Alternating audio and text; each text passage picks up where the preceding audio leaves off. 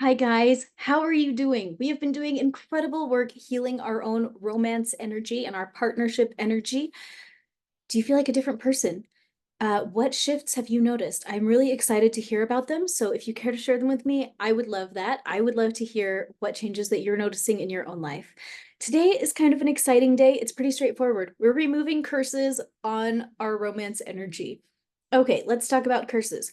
First off, I weirdly find that a lot of Christians don't believe in curses, which makes no sense because if you look at the Bible, there's a bazillion references to curses.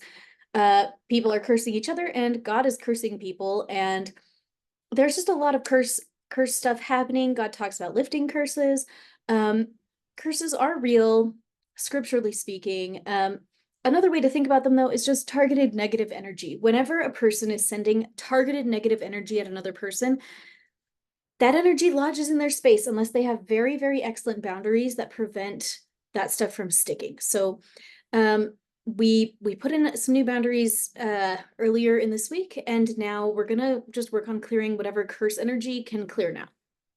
So this is gonna be targeted negative targeted negative energy. Oh my goodness. And so we're gonna clear it. Oh, learn how to talk. Okay.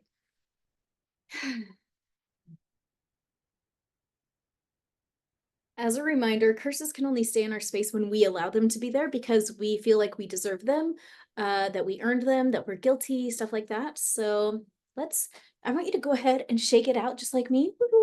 Shake, shake, shake. We're going to shake our bodies out a little bit, and we're specifically shaking out any part of ourselves that feels like we deserve to be cursed, that feels like we deserve to have our romantic energy cursed, releasing that. Okay, I'm feeling like it's important to talk about why would our energies get cursed? Of course, by people whose hearts we have broken, by people that we freaked out or creeped out. I had a real creeper interested in me for a while, and yeah, he probably has some targeted negative energy in his space from me. Like, I should probably go clear that out for him, but like, in my opinion, he deserved it. I don't know. We get creeped out, we creep out other people, we tick people off, and we end up with targeted negative energy in our space. Okay, that shaking up, I think it did help. So let's go ahead and breathe out any targeted negative energy that's ready to clear from us right now.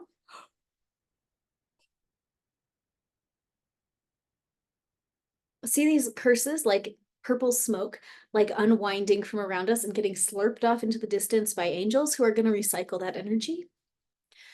And see angels come and flood us with light where those curses were. We don't have to carry those curses anymore. It can be safe to live without curses. We don't owe it to anybody to hold on to old negative energy.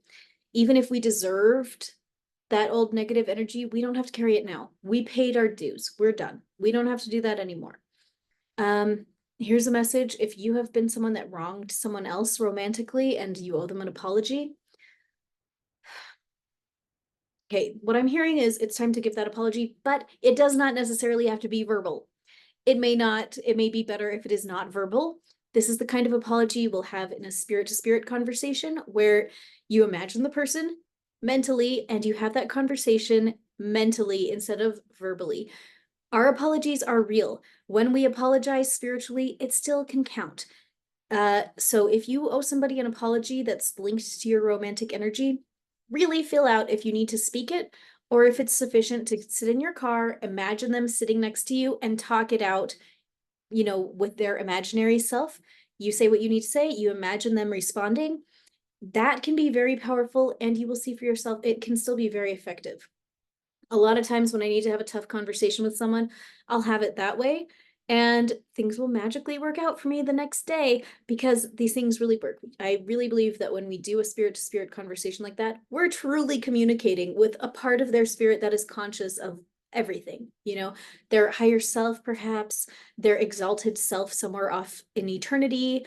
They are aware of the conversations that we're having, and in real time, a person can uh, really shift how they think about things. I've had a lot of experiences with that myself, so I urge you to check it out.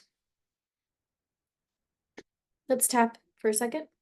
Tapping in, I now release all curses and negative energy that has been in my space. I know how to live without allowing curses or negative energy on my romance energy. I free myself from old curses on my romance energy. I am allowed to have a beautiful romance. I'm allowed to have beautiful romantic relationships, or one beautiful romantic relationship that persists, as long as I want it to persist. Ooh, I can be happy in my romance. I know how to live without needing to be cursed. Ooh, that was a big one. Ooh, release that. Okay.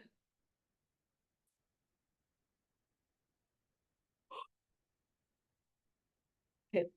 I think that's pretty good. So I'm really proud of us. Good job. Wow, we're amazing. Okay, guys, I'm going to see you tomorrow. Have a good day.